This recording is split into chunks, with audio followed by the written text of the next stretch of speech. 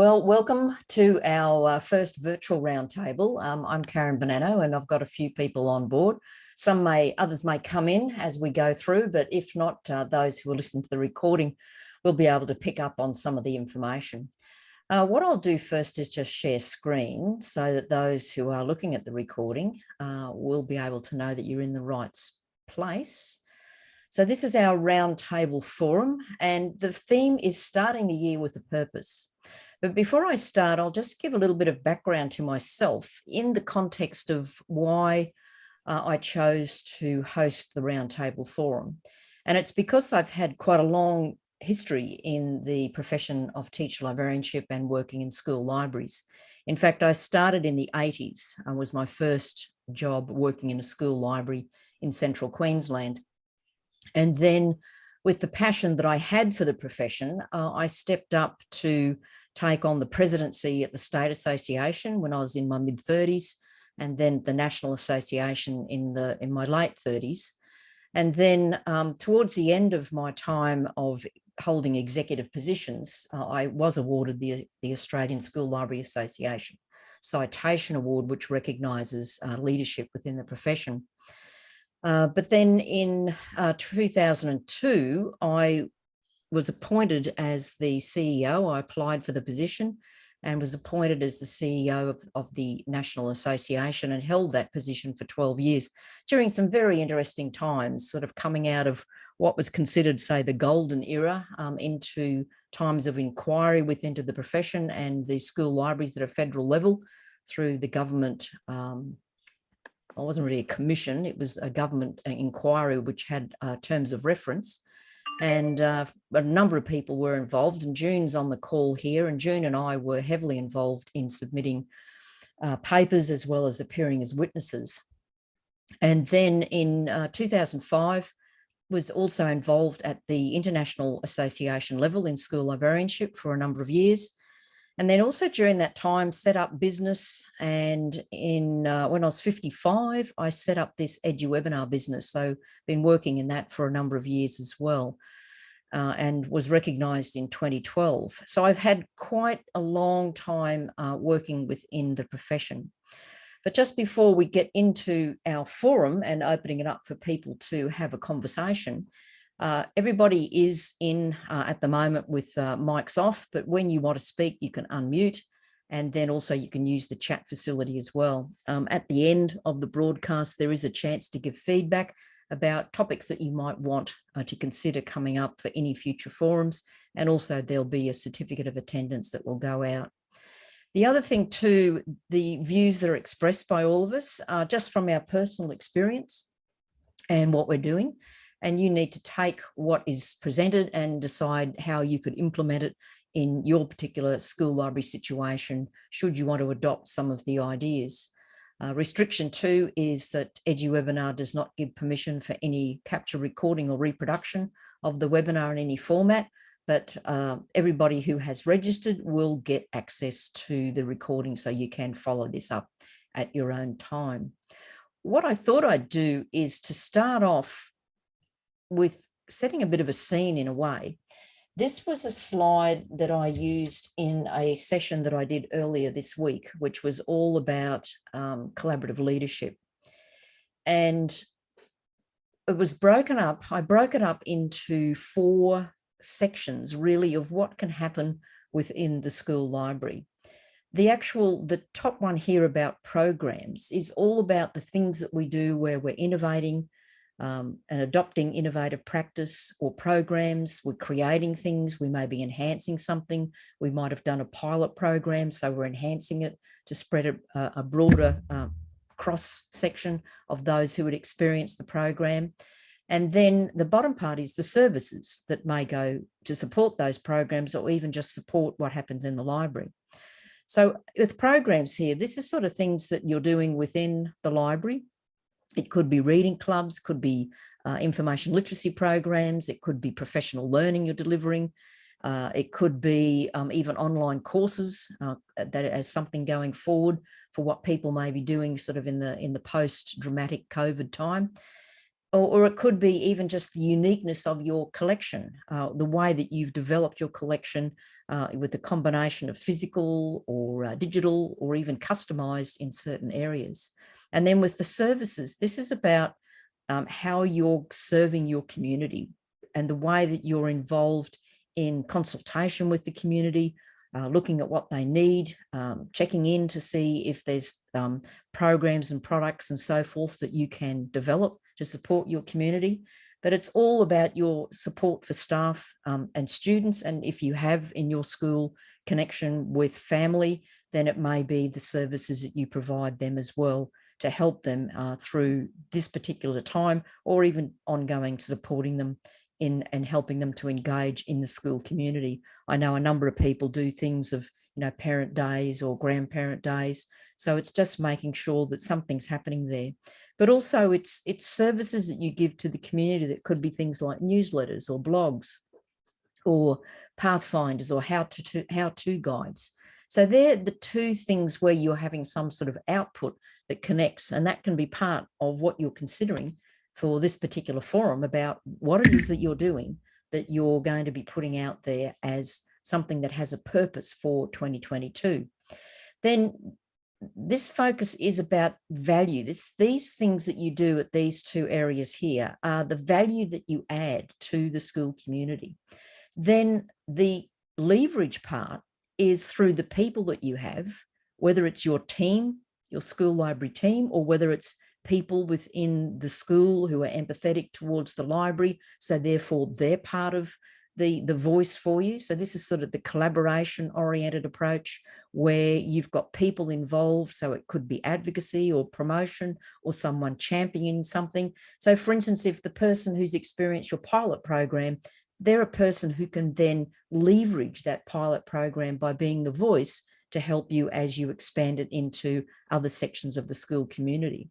So this is where, you're developing these partnerships with people in the school who can see the advantages, but also to yourself, you're magnifying what's happening for the school. You're putting the lens on the school library. And that could be through the social media, because you're connecting with people through social media and sharing what you're doing. It could be the displays that you have within the school library. It could be book talks, because that's the voice that you're putting to that situation. So you're leveraging through any sort of people connection in communication in that capacity. The other way that you're leveraging all your programs and services is through the systems that you might have in place. So whether it be the library management system or the learning management system of the school, or even tools that you might be using for LibGuides or Wakelets or whatever it might be, this is really a case of how you can use the tools and the systems to leverage the services, all the programs that you have. And it's a means of getting it out there and getting connected. So that's just to set a scene for what we could look at for what you might be starting the year on purpose with. So just to go to this slide, it's kind of your turn now to share what it is that you might have that you would be adding value, or you believe would be adding value to the school community through the school library services or through the school library programs. So I'm just going to stop sharing to see whether anyone who's online now has something. So what I thought I'd do is just do if you do a hands up, and I'll just go across screen. So at the moment, we've just got Leonie and June. So are we going to flip the coin here and decide who's going to go first? I'll let Leonie go first.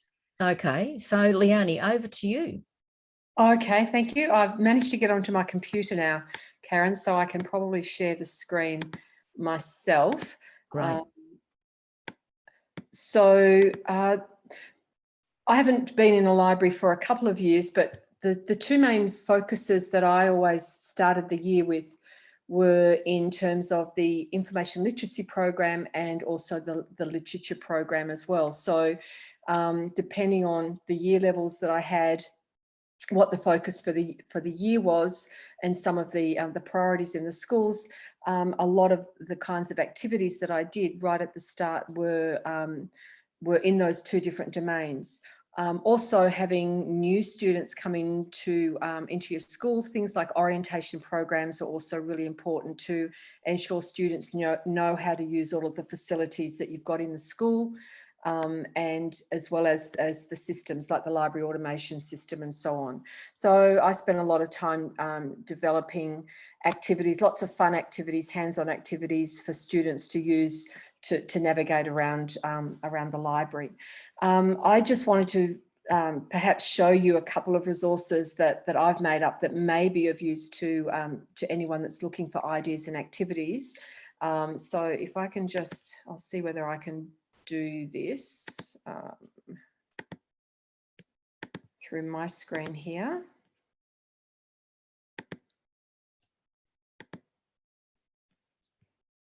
Okay, can you see that? Yep, okay?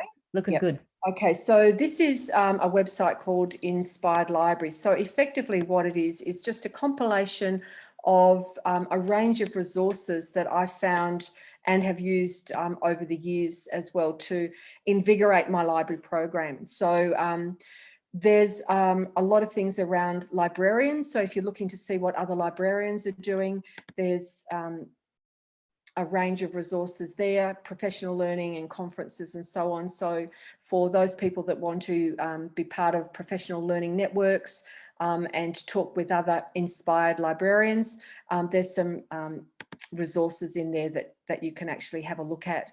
And there's some examples there. There's some amazing librarians. Notice, Karen, that I've got you at the top there. There's some really great teacher librarians around that post a lot of things on Twitter, and Scoop It has some great resources and ideas as well. And there's some great library websites there that are quite useful. Library bloggers are the same. So if you're looking for really good ideas, this might be something that you might find useful. The Awesome Libraries just goes into a lot of things to help you invigorate your library or develop dynamic library programs. So there's a whole section there on displays. If you have to develop policies and procedures, and obviously at the beginning of the year, that's something that you either need to develop or review for the year, especially if you've got new library staff coming in. It's a way of making sure that everyone is on the same wavelength and following the same rules and regulations and guidelines and so on.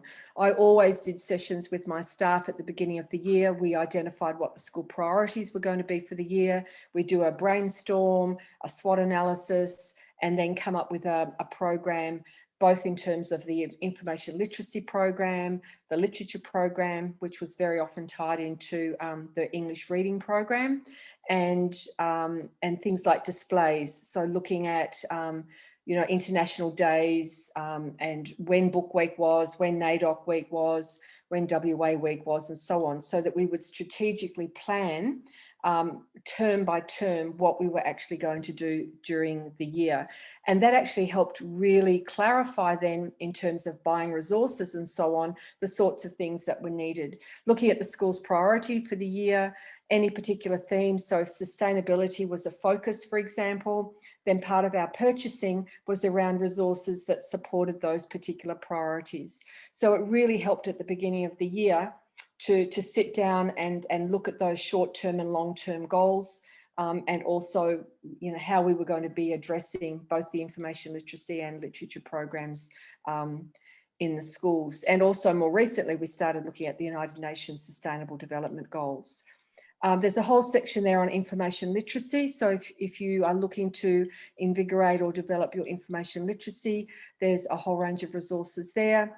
And the Literature Lab also has some great resources. So if you're doing author studies, for example, or activities like book wraps, different ways of doing book reviews and book trailers, looking at all the different genres. So again, if you're going to be focusing on specific genres, there's a whole range of resources in here, mainly for free resources, and then ways to respond to literature. There's 50 ideas there just to get you going in terms of the kinds of things that you can do with literature. So I won't go into too much more detail, but there's quite a bit of quite a few resources there. So if you're not sure where to start, there might be something on this website that will be useful. And it's just inspiredlibraries.weebly.com. The other one I wanted to quickly show was one called Studyvibe, studyvibe.com.au, and there's a much more extensive literature lab here. So it links off to things like the International Children's Digital Library, Literature Shed, which has got some amazing videos that can inspire literature activities and so on. If you're looking at poetry, there's a whole range of poetry resources. So it goes through a lot of different genres. And again, there's your classics, crime fiction, and so on and so forth. So this is a little bit more extensive in Studyvibe than in the inspired libraries. And one more just very quickly, Karen, and then I will get back to you. For those that are looking at information literacy, or inquiry learning, the Research Safari is another website I've developed that basically goes through the information process step by step and looks at all of the different strategies and stages of inquiry. There is information in here on problem-based learning as well, and also guided inquiry. And each of the different stages has a whole range of resources. So if you're looking at things like Creative Commons, there's quite a few resources there. Creative Commons images. If you're looking at things like plagiarism, how to search on Google, looking at what fake websites are and so on, it goes through step by step. There's Trailblazers there, which are sort of like mini pathfinders as well. And these little mini safaris, I've just made these up. They're very, very quick activities. It's basically a Word document. And the idea is that the students would, they can either work individually or in a group and go off and find this information online. So they're just, again, it's a great way for people to find out what the skill level of kids are in terms of using the internet. So either individual students or groups would go off and find this information, and you'd give them maybe half an hour.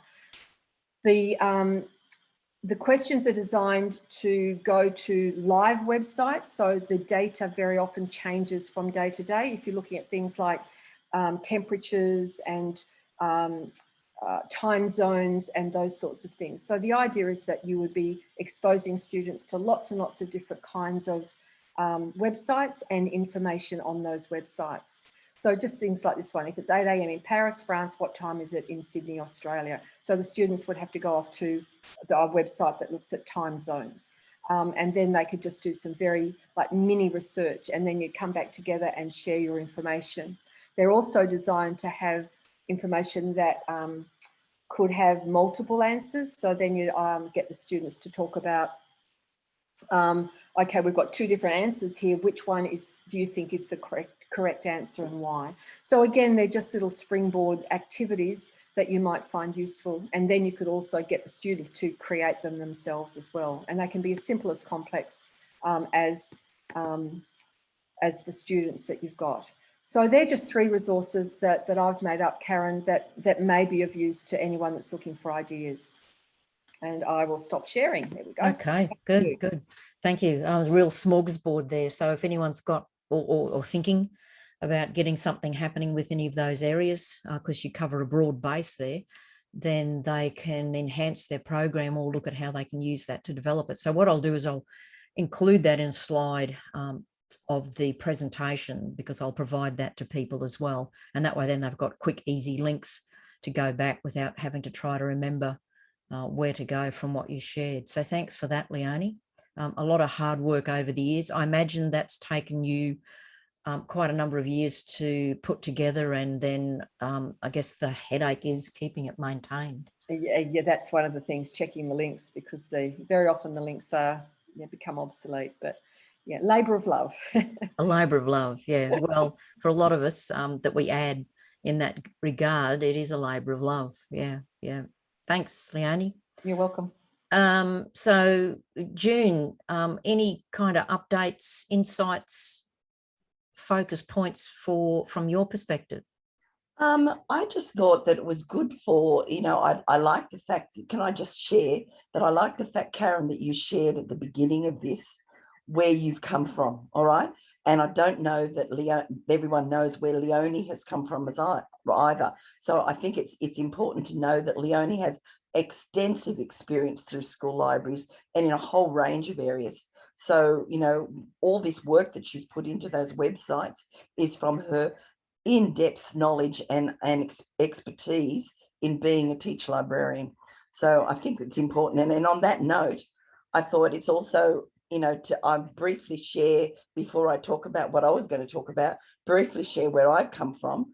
And that is, I suppose, in a like way, but different to Karen, I've had a range of different career paths, a range of different experiences, from the fact that I've been a primary teacher librarian, a secondary teacher librarian, primary teacher, secondary teacher, implemented new subjects in a high school, implemented digital literacy programs, have done all sorts of things like that. I've also been a state association president in New South Wales, not Queensland, and a national president for ASLA. I've been the regional contact for IASL at one stage, and I've worked with schools across the sectors, and I've worked in both government, non-government schools in all those different capacities. My most recent position from a school library point of view was in the lead for school libraries in the Department of Education in New South Wales. And it's on that basis that I'm actually going to share something that I think we should, you know, that you could, I should say, you could focus on for this year, all right? And that is one of the things that the department, that we did in New South Wales we've been doing it for about 2.5 years, and it was finally finalised at the end of last year, was an information fluency framework. And so when I was, you know, when I was thinking about what would be the focus, if I was in a school now, what would be my focus in the library? And it comes down to, well, what's my purpose really? Where am I going to? And I think, and this has been my advice in conversations with TLs in recent days, actually, the advice has always been, you need to focus on one thing, do it really well, and don't try and fit everything into your game, all right? So that's why I've sort of put in that little equation of focus plus fluency equals future. Because to me, if we focus on one thing, and in this instance, I'm going to talk about my focus would be the information fluency framework, but you could add anything else into that second part of the equation, all right? It could be focus plus literature equals future, or whatever it happens to be. The whole idea I'm suggesting is that we need to look at something that's going to give us something that we can look and work towards a future, both as the teacher librarian in your school, so something that's going to be interesting and captivating for the students and shows value of the school library to your rest of your staff and your principal, but also interesting to the students themselves. In turn, that of course creates a self-fulfilling future for you and for school libraries. And that's been where my passion has been for the last quite a few years, actually, in actually thinking about how can we sustain and build how school libraries in Australia are working. How can we ensure that teacher librarians are moving forward? I know that Karen mentioned, you know, that Senate inquiry that we were both involved in with the Australian government, that there are lots of things. And she mentioned also that whole idea of being on a wave of different things. As education moves on, we go through our troughs and our crests, all right? To a degree, perhaps we are going through a trough at the moment, but we have had crests, and if we work well, we'll have crests again. So that's my inspiration, I suppose, for you is you need to decide what your focus for this year is going to be. As I said, if I were in a school, my focus would have been the information fluency framework. All right. To me, it has to be the focus because it covers everything that we are talking about when it comes to teaching and learning from the library, whether it's literature, the digital technologies, information literacy, everything about that is embedded within this information fluency framework that's been developed. And so that would be the core, all right? Because then you can actually start thinking about what do you see as your type, you know, your future and the future for your school library at school. So I'm just going to change, she says. Now, Karen, can you see that document? No, I can still just see your one slide. So you might just have to stop sharing and then reshare. And reshare, yep. Okay. Also, at some point, if even as we go through this rest of this time, if you have a link where people can go, like you've got, there's the New South Wales Department of Education, I think has a page, doesn't it, that's got all of the information fluency. If you put in to your favorite search engine the term information fluency framework and education NSW, this will come up. Oh, okay. But if you are lost, I suppose you could look at there are two links of the Education New South Wales website in two different spots. One is from the library policy page and the other is from the school libraries page. So whichever way you go in, you'll find it. Okay. And all of it is open to public viewing. So this information fluency framework, if I can just quickly go through, sorry, I won't go through all the ins and outs of it.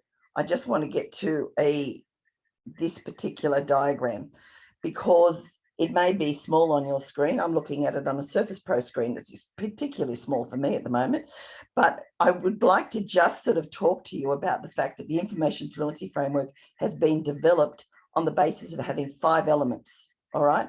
And those 5 elements are the social, the literate, the innovative, the critical thinking, and the ethical elements. And those 5 elements encapsulate everything we do about what we want students to be and to know and to learn how to learn outside of the core curriculum statements that we have right across Australia. All right. So while this is a New South Wales document, it works no matter where you happen to be. So if you're talking about, for instance, the general capabilities in the Australian curriculum, they're within this document. If you're talking about information literacy, it's within this document. If you're talking about critical and creative thinking, or the 4 C's of 21st century learning, it's within this document. All right. So it's a matter of thinking about how you actually, once you get your head around this, you need to think about what are the elements that are going to be important for you to focus on for this year. And I've suggested to people around the traps that you actually don't try and do all 5 at once. You just do one and do it extremely well within your particular stage of work for your school. So if we look at, for instance, the social element, when I find it, here we go. So this is just one aspect of the social learning progression. If you have a year 5-6 class, or you're teaching years 5 and 6, then that's stage 3. So I do apologize for those non-New South Wales based people. It is in New South Wales terms of how we talk about the stages of learning from K to 12. All right. So K is obvious. Stage 1 is years 1 and 2. Stage 2, 3, and 4, etc. All the way through, I should say. So if you're having years 5 and 6 classes that you're programming for, you can see the actual outcomes that we'd be expecting the students to have developed by the end of by the end of year 6. And that goes on all the way through. So you could just take all of those stage 3 outcomes and just focus on those.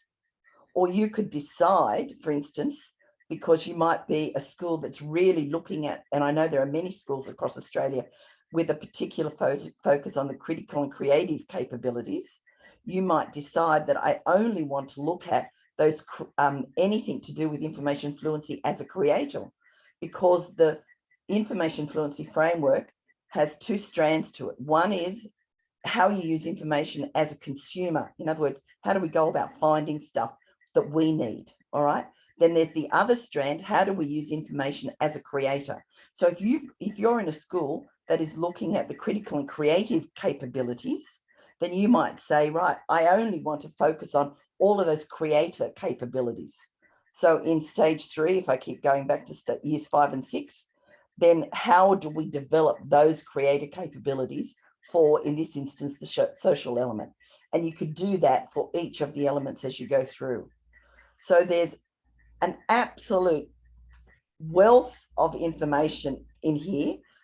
All of these outcomes are available for anyone to actually look at. You can use them as you see fit. Obviously, if you're going to use them and you're going to reference them, I would ask you that you reference them back to where they came from. But this is really available for people to use as it's going to work for you. And there's lots of ways that it can be developed. If I'd been in the position I was in last year, then this year my focus, which is why I went back to that equation I had, my focus would have been on helping people understand how you can actually utilize this framework and the many ways you can enter it. So you can enter it, as I've just given examples of. You can enter it by just focusing on your particular stage you want to focus on. You can enter it by thinking, I just want to do creator, or I just want to do consumer. You can enter it by thinking, I just want to do the innovative thinking one, all right, the innovation one.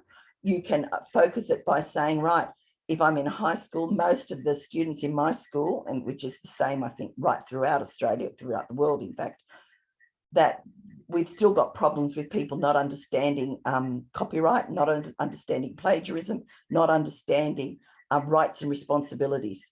So perhaps then what I'm going to focus on is that ethical element, and I'm going to build on that. The beauty of it is that you have an ability in this framework to actually look at it, and we're towards the end of it. Sorry if I get to the end of it. Sorry about this. That's all right. If get to the end of it, so we've got our references as well and our appendices to show you where it's at. This is what I wanted to get to, the stage checklists. So for instance, if you wanted to, you could say, I only want to do kinder. So early stage 1 is kinder, all right? Or I only want to do stage 1. So that's years 1 and 2. So they are just the particular outcomes you'd use right across all 5 elements. You can see how it splits between the top 3 lines are the consumer strand and the bottom 3 are the creator strand. So there's different ways you can get into the framework itself to make it work for you. I think that this personally, just personally, nothing to do with where I work, but I think this is a watershed moment for school libraries across Australia. I think, and I know because I've had principals tell me that they really have appreciated it because they've asked to see it. I've had curriculum advisors tell me how much they think this works really well because it does map to curriculum outcomes. Eventually, there's still lots more work to do on it, but it's going to have all these strategies and these toolkits to go with it. And this is something that no matter which model of information literacy you use, whether it's a guided inquiry model, whether it's the Big 6, whether it's the old Department of Ed, the ISP model, whatever model you happen to look at, these framework outcomes still work. Okay, so I think that this actually gives a real plus to school libraries as a consistent way of having a conversation with your colleagues at school about how information is used for the students for their own learning. Because when you look at it, when you read it, none of those outcomes use library jargon. All of them use phrased in a way that they are very definitely teacher jargon. And that was done on purpose so that it would have this much larger audience that would look at it and share this view of where we're going. So I actually am really excited that it's got all these possibilities. And I think truly it does come down to the world is our oyster, and we need to just take this watershed moment and actually make it our future and build on that. But we can only do it, I think, if we have a focus that's not going to spread us too thinly. I think oftentimes as TLs, we've actually tried to do so many things because either we've been told we have to do A, B, or C, or because we see other people doing all these wonderful things and we think, how can I do them all? And I try to take them all on board.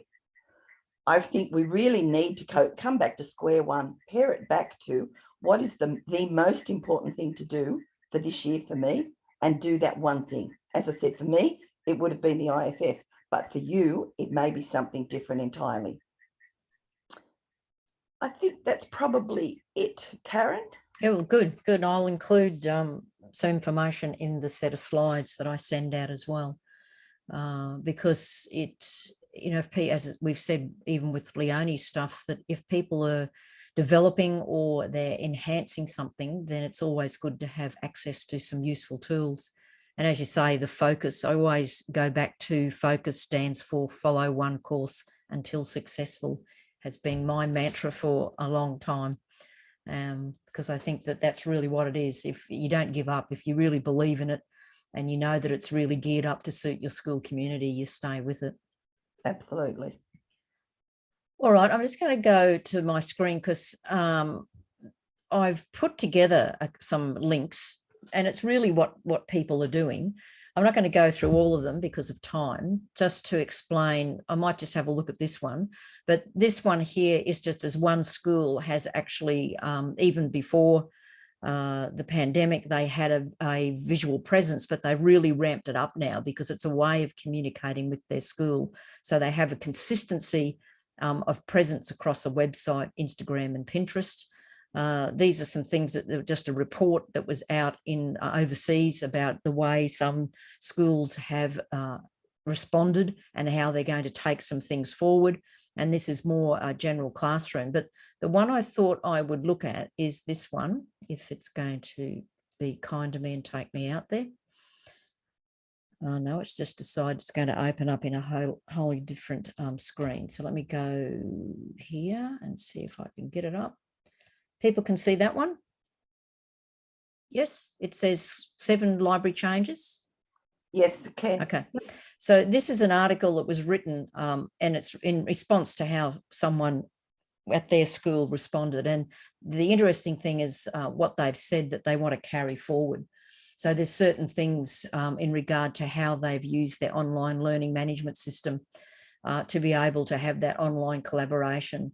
And so they've said here, whatever your tool that you're using, it's a platform where the school library can have visibility. So your programs and so forth can be happening there. And here they've got digital collaboration in their LibGuide. As I was saying before, that's something that's a tool there on that side, which leverages what you're offering from the library.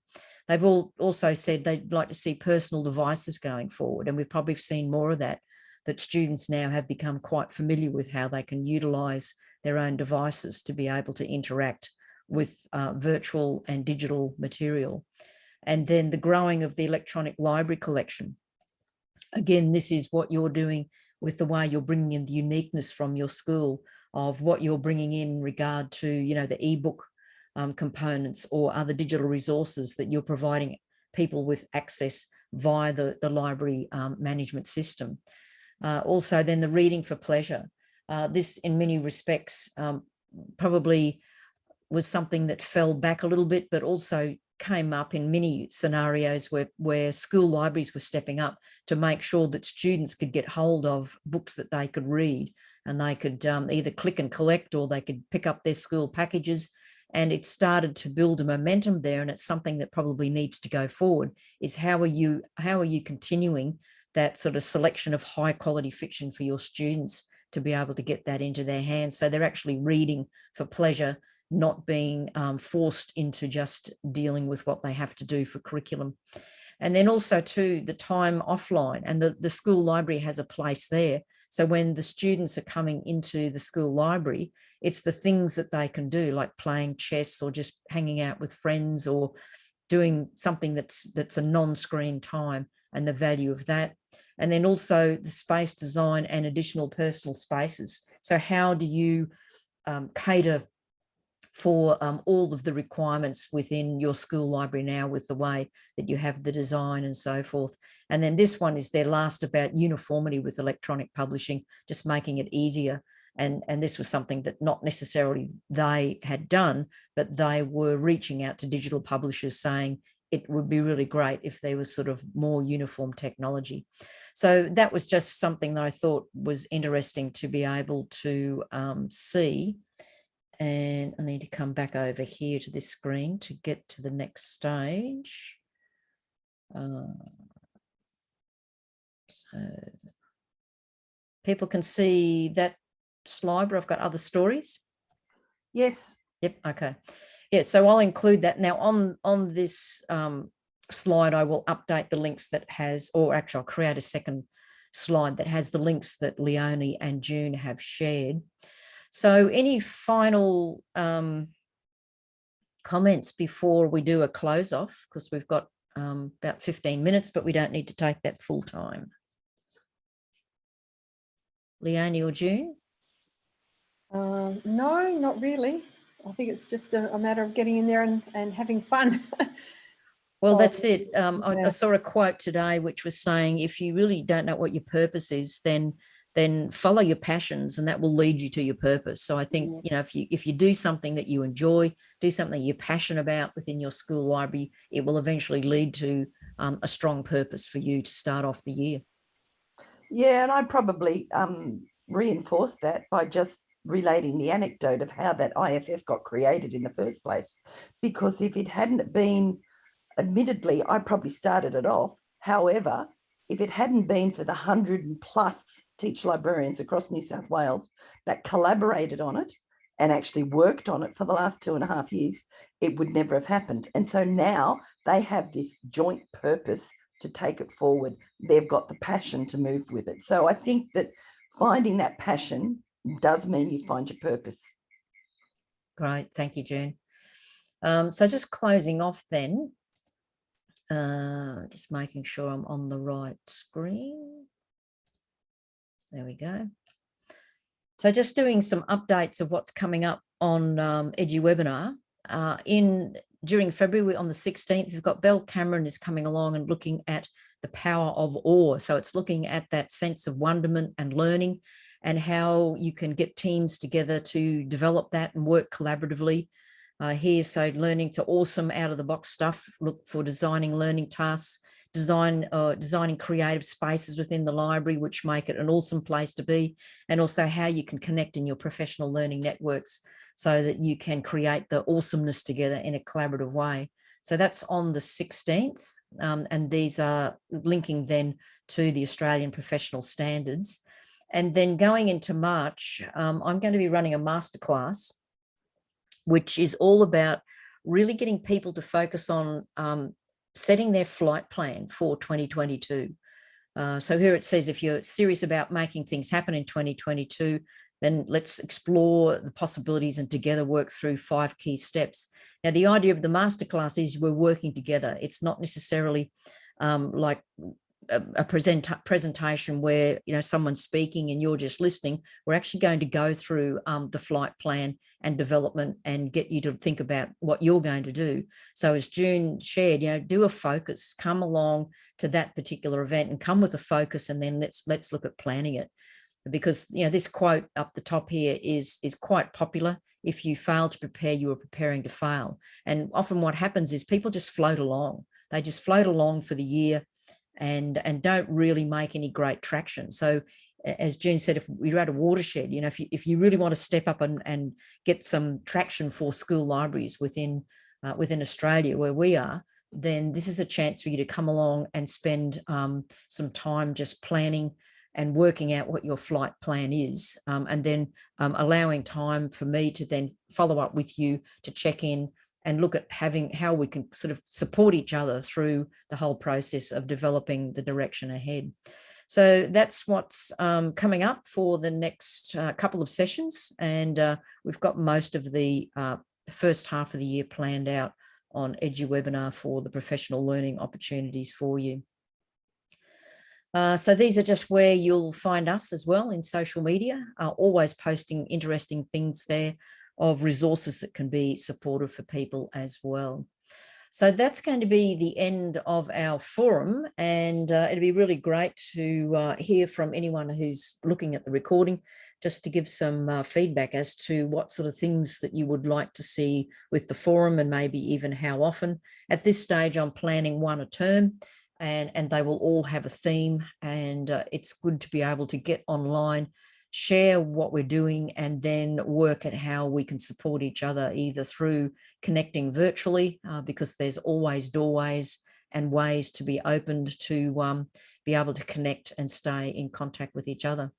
So thank you, June and Leonie, for your willingness to share and for being on the first Roundtable forum. No worries. Pleasure. Everyone. Thank you. All right, well, have a pleasant rest of the evening.